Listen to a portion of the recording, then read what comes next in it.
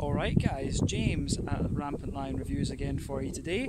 For this one, I am in the middle of the Skånsk countryside at Kornheddinge, and over here, just behind me, you can see Kornheddinge Gård, and they grow their own hops here, and they've got a little brewery. So you can see, if I go around this way, you can see the Kornheddinge sign, and then over my shoulder, over there, you can see their hop farm. So we're going to go in, do as we always do. They've got a summer pub.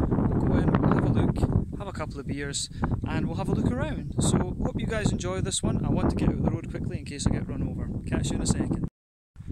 So yeah guys, now that I'm out of the road and I'm not going to get scalped by a rampant Volvo, I guess, yeah, you just walk up the lane here. You get the 172 to that stop that I said to you, Norra Kornheddinge.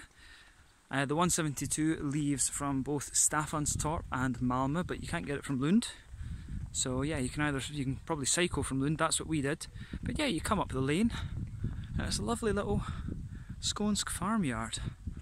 And you know, the countryside here is absolutely lovely. So yeah, awesome. So we'll go into the pub, we'll look at the tap list and do as we always do. But yeah, head up the lane up here and you can already see the beer tent. There we go. Alright guys, so we just arrived up at the kind of farm itself, and here you can see what we've got going on. So there you can see Kornheddinge BryggeriKompani.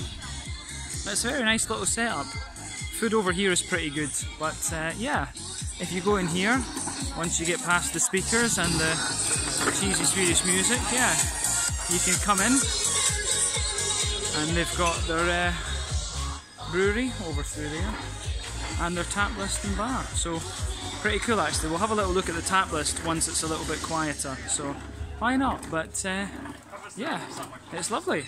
So let's get started and have a taste of a few beers. There we go. So guys, little look at the tap list here. So yeah, number 1, pumpkin ale.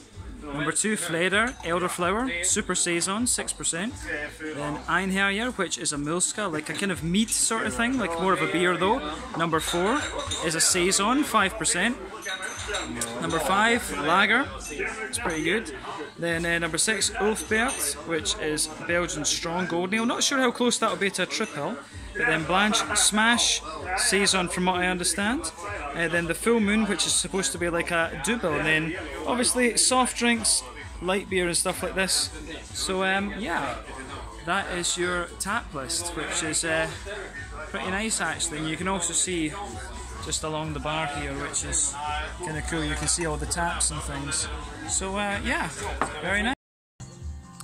Alright guys, well, first tasting here at Kornheddinge, and we've gone for the lager, 5% ABV. Had a little taste of it already and it's quite nice, so yeah, we'll go through it a little bit more in depth. So as you can see, lovely kind of bright hazy golden colour, kind of like a Munich Helles, but you know, a little bit more in the flavour. It is a little bit more like a kind of Czech Svetli, should we say.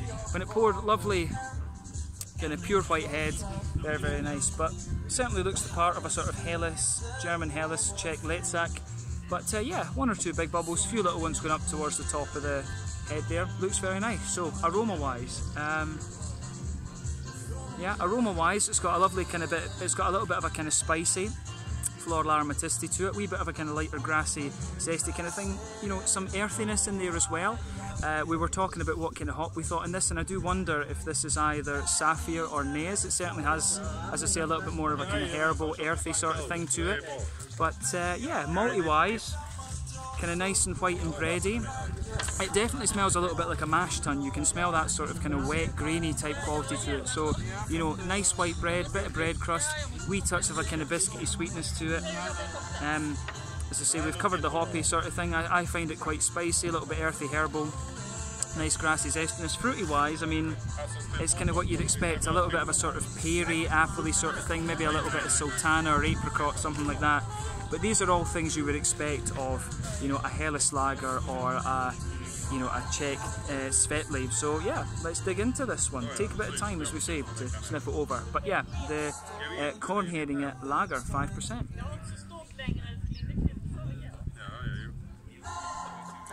Yeah, definitely more along the kind of Czech side of things. It's quite bready and yeasty first off. So yeah, remember, the main difference for me between the German lagers and the Czech lagers would be that the Czech ones are significantly more sort of bready and yeasty, so this one to me fits more into the kind of Czech side of things.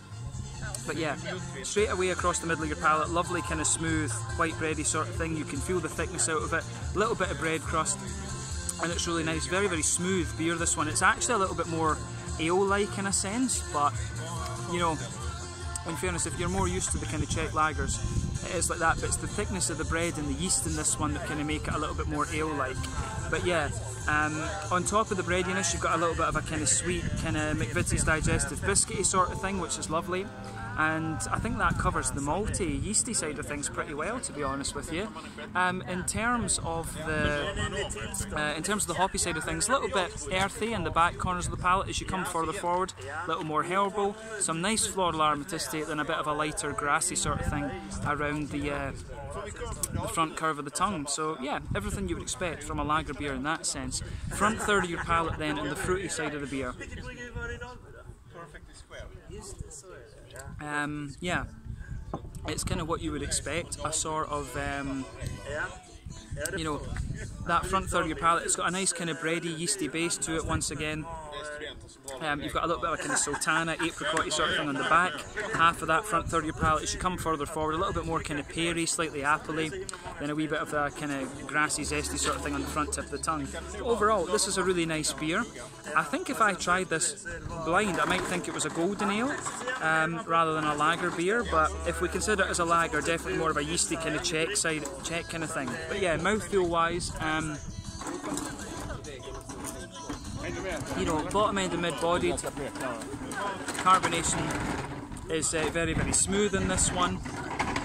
And yeah, in terms of IBUs, I think it's kind of about 20 IBUs, no, quite a low IBU beer, this one, no doubt about that. Malty side of things, lovely and smooth, slightly sweet. Then just a little bit of a kind of fruity character to it as well, sort of dried fruity sort of thing. But yeah, very nice beer, this one. As I say, a little bit more like a kind of Czech late sack for me if we think about it in the lager category. But yeah, that is your first tasting here at Kornheddinge. Not quite sure how many we're going to do. Matthias and I tend to be a bad influence on each other, so we'll see what we get. We'll see what we get. Catch you guys in the next one in just a second. So guys, an old habit from Germany. If there's pretzels, you've got to have one with beer. There you are, 15 kroner, well spent. Alright guys, so just another little bit of information. So, an interesting thing about the company, the brewery, the Kornheddinge BryggeriKompani, that started in 2017, but the hop company and the hop farm has been in action since 2015. So a few years ago we had some beers from Gårdens Brewery that were made with hops from Korngården and the Skånens Humle thing. So yeah, quite cool to find this fan on our little visit here. So yeah, awesome stuff. Alright guys, well, beer tasting number 2 then. So this one, simply called Saison, 5% once again. I had a little taste of it and it's pretty nice. So as you can see, lovely kind of more rich golden colour this time, poured with a lovely kind of more creamy coloured head, I would say, about a half finger of a creamy coloured head. But yeah, you can see it's got a rich sort of kind of honey colour to it, quite hazy, as you would expect from a Saison, a farmhouse ale. 1 or 2 big bubbles on the side, a few little ones going up towards the bottom of the head, but again, looks pretty nice. So, aroma wise, yeah, I mean, lovely, big, thick, white bready notes to it. You've got a little bit of that kind of clovey sort of spice underneath that you always expect from a Saison. So yeah, a little bit of bread crust, a lot of white bread, a lot of these big, thick, doughy, yeasty kind of things. A few woody undertones as well, but you know, it gives you everything you want. It does actually get a little bit sweeter on the nose as well. You do actually get little hints of kind of McVitie's digestive biscuity kind of notes out of the beer too. So yeah, it's very, very nice on the aroma. So yeah, I don't think there's much more we can say about the kind of yeasty side of things. Hoppy wise, it's kind of similar. I mean, the Saisons are not the most hop forward style of beer. There's a little bit of earthiness in there, some nice herbal qualities, a little bit of floral aromaticity. It's a wee bit spicy as well, so I do wonder, could it be the Ness hop in here again, or maybe just a Magnum? I'm not 100% sure about that. But on the grassy side of things, a little bit kind of citrusy, but not overly much. The grassy characters in this beer are quite smooth. Fruity wise, not too much to report there. I mean, kind of peary, appley once again, a little bit of a kind of citrusy, grassy sort of thing. Yeah, kind of what you would expect from a saison, to be honest. It's one of these beers that doesn't, you know, on the aroma, it's one of these beers that has everything you'd expect, but it's not madly surprising, I think you could say. So yeah, let's go in for the tasting then. The saison, 5% from Kornheddinge, review number 2 here. Let's go for it. Slange.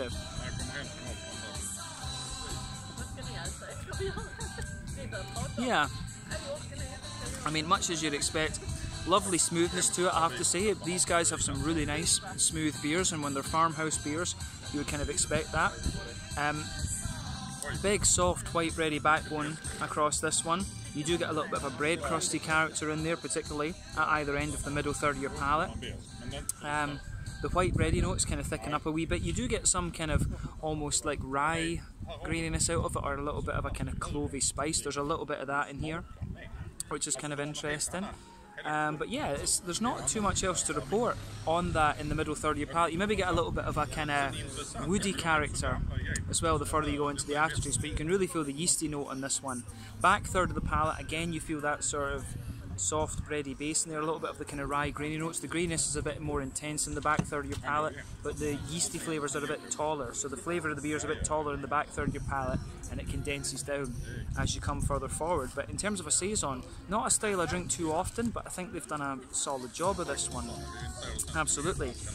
Back corners of the palate, again on the hoppy side of things, a little bit earthy, quite herbal as you come further forward, and as you reach the front corners of your palate, again it's got a little bit of a kind of floral aromatic spice sort of thing. And I know that they grow, you know, they grow Nace, Sapphire and Magnum here on the hop farm.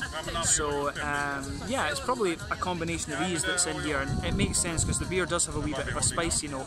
Round the front curve of the palate, again it's a little bit lighter and grassy. You do get a bit of residual spice in there.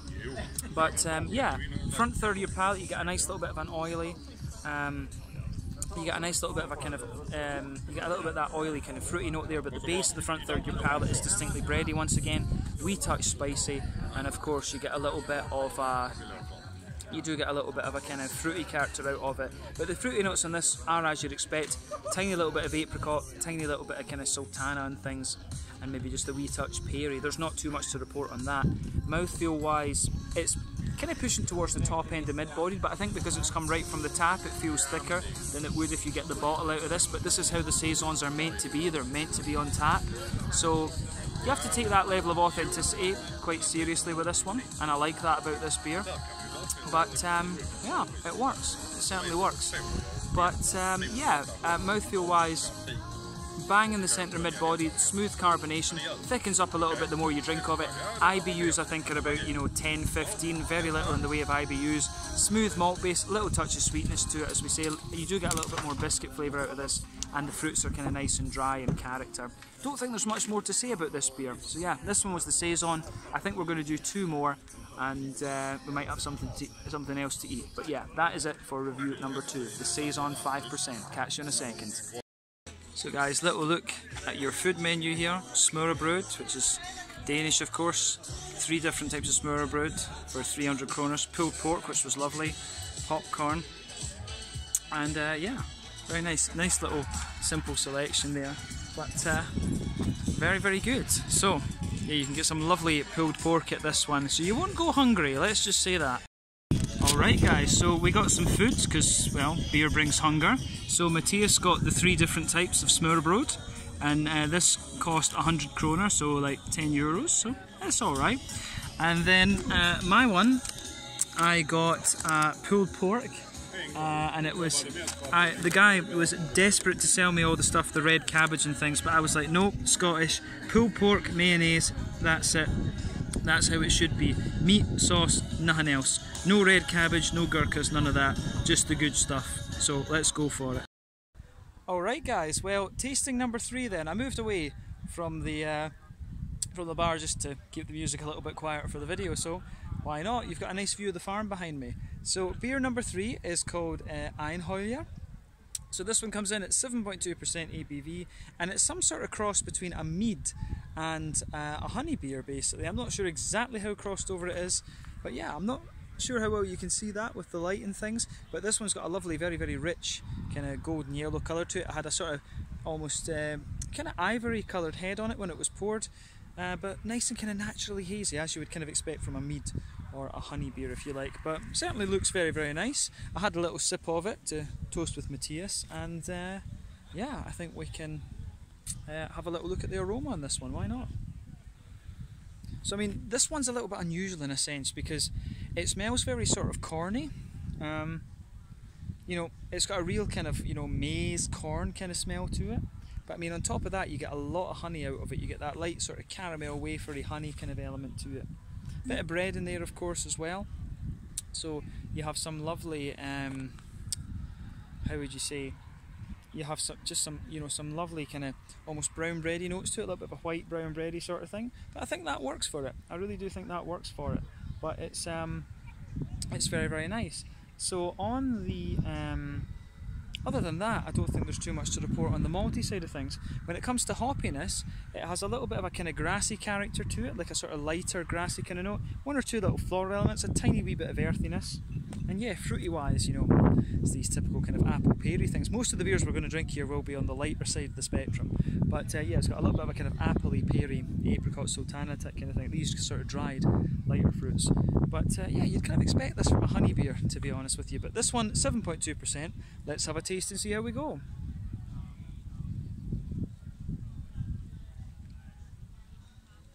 So yeah, straight away, it's quite sweet. You'd expect that. I mean, it's a honey beer, duh. But yeah. Yeah, I mean, backbone of this beer across the middle, and in the middle third of your palate, straight away, nice little bit of a sort of brown, bready sort of thing, bit of white bread in there as well. Some bread crust on top of the bread. You've got a big, you know, sweet caramelly note right in the middle of the palate. As you move further out from that, you start to get the more kind of honey-like flavours, definitely a wee bit of a McVitie's digestive biscuity note, absolutely. But it's actually very, very nice, it really is. I like this one. This beer has sort of grown on me a little bit, because when I first tasted it I was like, it's a little bit kind of, you know, a bit simple if you like, but you know, the more you drink of it, the more it grows on you. So yeah, they've done this one pretty nicely, I have to say. Back third of the palate, again, you get that sort of white bready base, a little bit of bread crust and graininess underneath, but the yeast sitting on top of it, so the flavour's a bit taller in the back third of your palate. But yeah, on the hoppy side of things, a little tiny bit of earthiness on the back corners of the palate as you come further forward. It's a wee bit herbal once again, a little bit floral on the front corners of the tongue, but quite minimal in that sense. The green component in this beer for me really leans towards the kind of grassy side of things, to be quite honest with you. But yeah, it's really not that hoppy at all, this one, but when it's a honey beer, then you wouldn't expect that, to be honest, would you? But yeah, this is very nice. Fruity side of the beer on the front third of your palate, definitely a little bit oily. Yeah, a little bit of a kind of peary, appley sort of thing in there as well. You know, and it's quite sweet. It really has that sort of you really get that sort of corny honey sweetness to this beer actually, and it really works for it. But yeah, a little bit of a peary, appley sort of thing, and a wee bit of sultana for me. I feel like I'm saying that often when I'm filming this video, but that really is what it's like. Mouthfeel wise,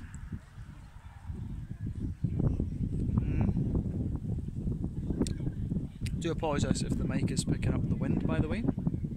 But yeah, mouthfeel wise, this one is quite oily. It's kind of leaning towards the top end of mid-bodied, bottom end of full-bodied. Smooth carbonation, as I say, very oily, very slick. And you've also got a really nice, so you've got a little touch of hoppy character. This one would be 5 or 10 IBUs, not a lot at all. Smooth, as we say, kind of smooth malty base, but a lot of sweetness in there and kind of oily in a sense too. And then we've also, you know, you've also got a lovely kind of oily fruitiness to it as well. So yeah, interesting beer, this one. The Einhorner, if I pronounced that right, Einhorner, at 7.2% ABV, a sort of mead honey beer, this one. We'll see if we can get one more done. I'm not sure how much storage I've got left on my phone, but we'll do our best. Slange, cheers. So guys, as you can see, the farm where we've just been having a couple of beers is just over there. But we got a little tour of the hop fields, which was pretty cool. So on the left side here, they have Sapphire. In here, they've got lots of different Magnum. And now on the right side, they have Cascade. as well as a Swedish variety, like a very old Swedish variety. And you can see on the side here, it's called Svalöf. But it was interesting to listen to Bengt and learn about these, but you can see the structure of their supports and things like this. So it's quite an intensive process. If you look at each of these hop plants, you can see they have 3 stalks each. So apparently each little plant will sprout about 20 different stalks. Then they choose the 3 strongest, kind of twist them round and let them grow. But they come out and check the hop plants about 2 or 3 times a week and just kind of gradually let them grow. It's pretty cool actually. But this is a ½ hectare. This whole little thing that they have here is 1/2 hectare. They have 1,700 plants, and then each plant has 2 sides essentially. So you have 3 stalks on the left, 3 stalks on the right, and they go up. So you've got 3,400 plants, kind of. But yeah, quite intensive work actually, but the amount of work that these guys put into that is pretty incredible actually. And here you can see they've got this little pump system here that gives them all their kind of nutrition and stuff like that. And you can see the sort of pipes for the irrigation and stuff. You see that, the hoses that go all the way along the things there. But yeah, pretty cool actually. But I thought you guys might like a little look at the hops. Pretty awesome. So yeah, Svalöf, Cascade, Magnum and Sapphire. Let's go back over at the farm. Alright guys, well, 4th and final tasting then here at Kornheddinge, just outside of Staffanstorp. So for the final beer, we went for the Oathbert, which is a 9% Belgian strong golden ale. So yeah, certainly looks the part of that. You can see lovely, very, very hazy, bright yellow colour this one. Yeah, when it poured with a little bit of a kind of white head, but being 9%, of course that has faded away quite a lot. You can see the beer is pretty damn hazy, and that'll just be to not being filtered and the yeast and all this kind of thing. But yeah, certainly looks like a strong golden ale. So aroma time then. So when you first smell this thing, it smells basically like a saison, but a very, very boozy saison. So let's say it's an imperial saison. I mean, straight away with this one, you get that doughy, yeasty base to it. There's a bit of banana coming out of it, you know, the clovey, the kind of clove spice sort of thing. Absolutely. So yeah, banana, clove base, a little bit of that kind of bubblegummy sweetness as well. Definitely a wee bit of a kind of, you know, sweet, biscuity, McVitie's digestive biscuity, caramelly note.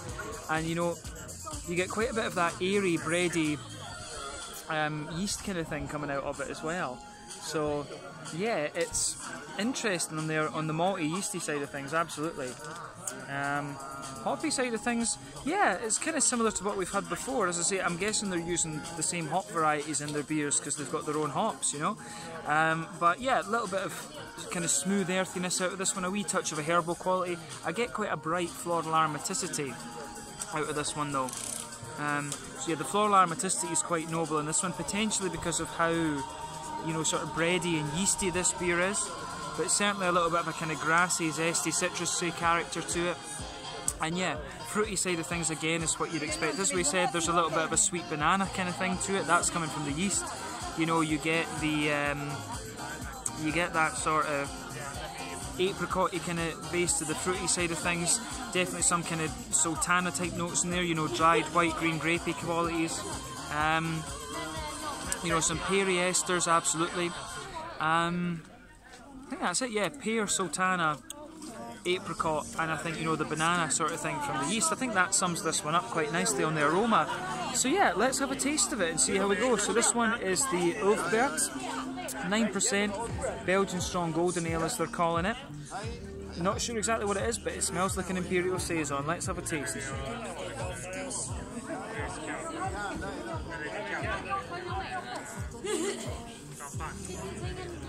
Yeah, it is, you know, that's an imperial saison.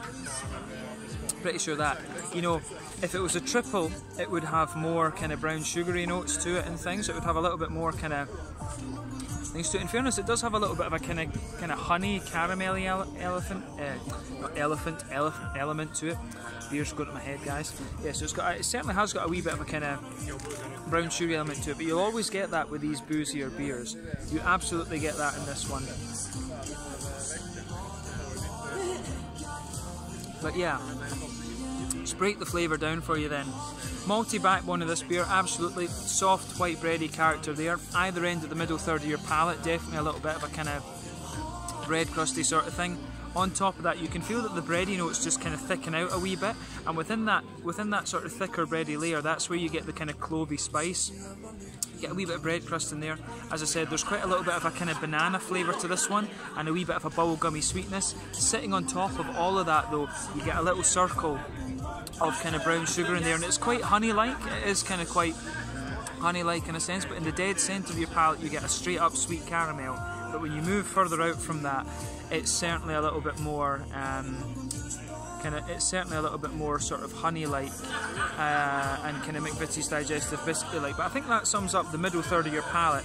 Back third of your palate is quite similar. This big doughy yeasty bready base, a bit of the banana and clovey sort of spice, then the taller kind of more airy yeasty qualities coming out of the beer for sure, absolutely. But yeah, malty yeasty side of things, it is quite nice. It is very much like an Imperial Saison for me. I have to apologise in this video for the music as well. It's not death metal enough for me, I have to say. It doesn't make you want to go out and burn churches and stuff like this, you know, but that's just kind of how it goes sometimes. You've got to have the music to keep the customers happy. But there we go. Can't hold that against them, in fairness. But yeah, hoppy side of things then.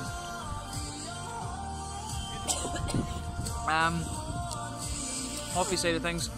Back corners of the palate, a little bit of smooth earthiness once again as you move further forward. It's a little bit herbal, and you can feel that nice kind of floral aromaticity building towards the front corners of the palate. Round the front curve of your tongue, again, a little bit lighter and grassy, and you've just got a wee touch of kind of citrusy zestiness to it there. I do wonder if this one's got a wee touch of the sapphire in it, because with sapphire, you can often get a wee bit of a sort of tangerine-y, orangey note out of that. And you do get a little bit of that in this one. They grow here, as I showed you in the hop section of the video, they grow Sapphire, Magnum, Cascade, and they've got a Swedish variety as well, of course. But yeah, so front third of your palate then, that's where you get the fruity esters in the beer. Border region, a little bit of a kind of bready build-up, bread crust again. The base of that front third of your palate, smooth kind of white doughy bread sort of thing, a little bit of clovey spice in there too. But on top of that, you get that oily bubble with the fruity kind of yeast, the fruity esters coming out of the beer. But yeah, I like that for sure. So on the fruity side of things, I'd say this one, you know, it has got a little bit of banana underneath. It's got a little bit of a, you know, you get quite a bit of apricot and sultana on the back half of the front third of your palate. But as you move further forward, definitely a little bit more kind of oily and peary, I would say. And you've also got a wee bit of it. You do get a little bit of a kind of slightly spicy apple and things just behind where the grassy esters come out on the tip of the tongue.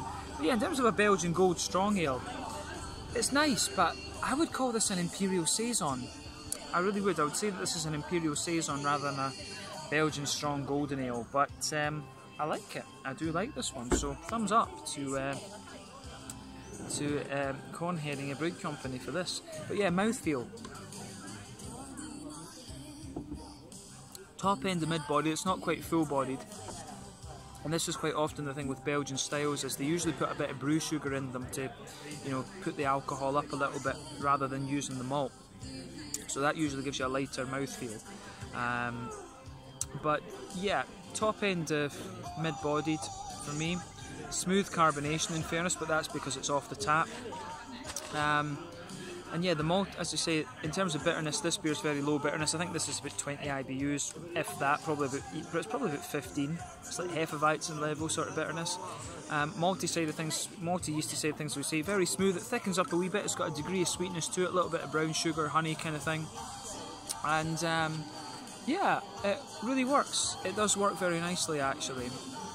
So yeah, I like that about this beer. But yeah, nice oily fruits, smooth, slightly sweet. malty kind of backbone, as I say, just a little bit of hop bitterness. But a nice beer, and this will be the last one for this video, so I'll go and give you my final thoughts on our time here at Kornheddinge BryggeriKompani and their little farm just outside of Staffanstorp, Slange. So guys, yeah, maybe you can see the lovely little glasses we've got, but this is where we're sitting. You can see they've got a couple of kind of small hop plants over there. Then just look out over the countryside, it's absolutely beautiful. Sun's just going down now, we'll be heading back to Lund soon. But yeah, we're just going to chill a little bit and then go for it. Beautiful out here near Staffanstorp, about 10 k's away from Lund. Alright guys, so as I showed you, the little brewery is just next to the bar. So yeah, when you come in here, you can see it is pretty cool. This is like a proper, just farmhouse brewery, you know, just very, very small. Awesome stuff. So over here, obviously, you've got the mash tuns, 500 litres. Yeah, you can see their bottling machine right here. Then they've got their fermentation tanks. So yeah, these are all 500 litres. Then these ones here are 625s. So yeah, you can see this one has something in it, and you can see the airlock. I like this with the bottle. That's pretty cool. But yeah, a nice little setup here. As we say, it's very, very small. These guys are producing, you know, 500 litre batches, and yeah, all of them, from what I understand, still work their day jobs and just do this as a little bit of a hobby as well, and you know, it's a kind of side business for the farm. So awesome stuff, lovely. Alright guys, so just about to hop back on the bike and head back to Lund. Nice little 10km cycle, but it's been a lovely night here at Kornheddinge BryggeriKompani. We tried 4 different beers. I had a pretzel, we had some pulled pork, and it was really nice. I was talking to the guys that own the brewery. Maybe we'll do a kind of meet the brewery segment at some point. But yeah, the beers cost 40 kroners each, so little 150, 200 milliliter sort of thing. So it's all right, you know, a little bit more expensive than you'll pay in some of the bars and things, but they're a very small brewery, so they've got to kind of make it worthwhile to open. So you understand this. But yeah, I mean, just as I say, look at the surroundings here. This place is just beautiful. You know, you can sit here and have this view behind you of the Skåne's countryside. You can have a couple of beers. What's not to like? So yeah, if you get the chance, they open on Wednesdays and Sundays during the summer. So come along and check it out. And yeah, I hope the non-death metal music didn't put you off the video. But yeah, it's been really cool to come out here and film a little bit. And I'll catch you guys on the next out and about video. Quite cool that we were able to do this one quite spontaneously. So yeah, catch you guys in the next one. Thanks for watching. This is Kornheddinge BryggeriKompani near Staffanstorp here in Skåne in the south of Sweden. You can cycle here about 10 kilometers or so from Lund. Slange, skål, and cheers.